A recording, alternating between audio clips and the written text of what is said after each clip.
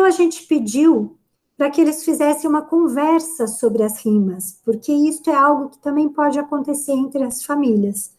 Então, segue aqui o segundo vídeo, que é o pai conversando com Francisco e Olivia sobre as rimas. Deixo vocês assistindo para depois poder comentar.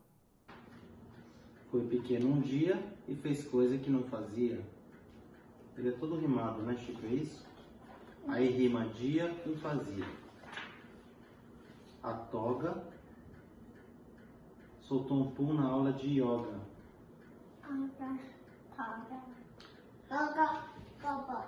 Toga, yoga. A natação do campeão é o calção que ele perdeu. Natação, calção. É o que faz as piadas, ó. Paris com o dedo no nariz. É assim ele cota. Paris, nariz. Paris, nariz. Paris, nariz. O músico que sabe afinar o violino não conseguia decorar o que é? Criança. Hino. Hino. Hino, hino. Violino. Violino, hino. Violino, hino. E a magricela comia o quê? Pão de mortadela. Magricela, mortadela. Magricela, mortadela. Branco. E banco. Branco e branco. Professora de geografia. E é o shopping em si. Perdia? Eu não entendi essa. É porque geografia ela é especialista nos espaços, nos lugares. E ela ficava perdida dentro de um shopping. Quando era criança. Mas não era especialista. Ela ainda não sabia, né? Bem, agora que vocês já puderam assistir esse segundo pedaço, vocês podem ver que o pai diz, a história é rimada, não é? Vamos prestar atenção, então, agora nessas rimas. E ele vai chamando atenção para as rimas. A gente vê que a Olivia está ali ligada no som, ela repete, né? Ela até fala o que ela sabe de cor, mas ela tá ali, e não poderia ser diferente, porque ela não está na fase ainda de prestar atenção nas rimas. Ela até, quando tem um momento do hino, ela diz, criança com criança, né? Ela está tentando, mas ela está prestando atenção na graça, no som, sinestesicamente falando. O Chiquinho não, o Chiquinho já está prestando atenção no som final, se vocês repararem.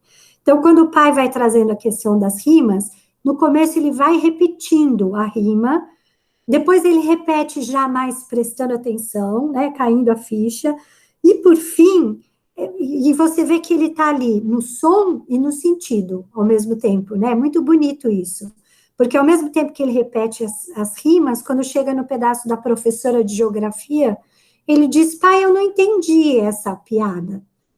E aí o pai se dá conta que ele não entendeu, porque ele não sabe quais são os conhecimentos que uma professora de geografia precisa ter, né? E quando ele explica, ela tem conhecimento do espaço e se perde no shopping, aí ele ri, porque aí ele entende a piada, né? Ele ri.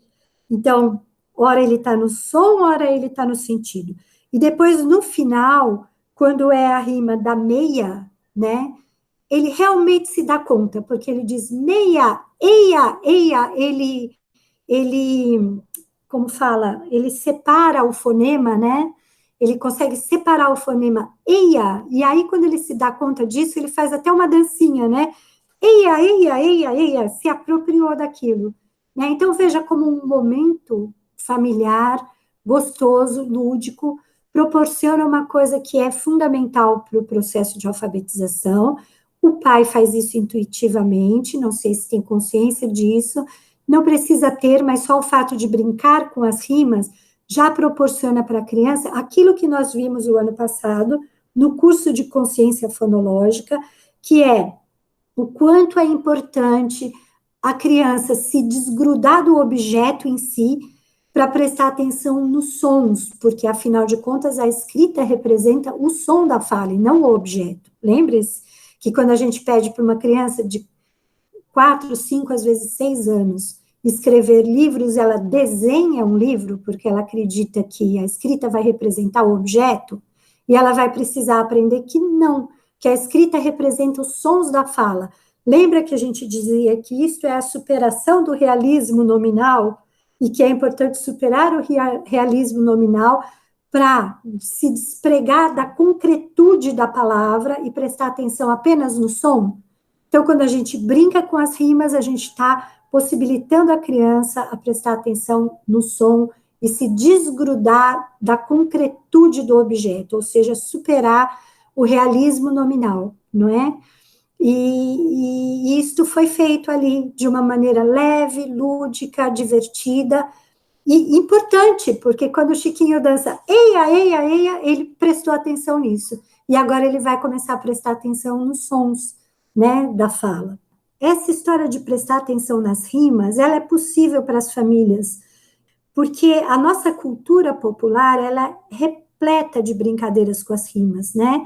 E todo mundo faz parte da cultura popular brasileira, todo mundo já brincou na rua, todo mundo já disse ditos populares, todo mundo já falou 1, 2 feijão com arroz, 3, 4 feijão no prato, né? Então, é importante que a gente lembre as famílias destas brincadeiras, as brincadeiras de pular corda, que são cantadas e que, em geral, tem muita rima, não é?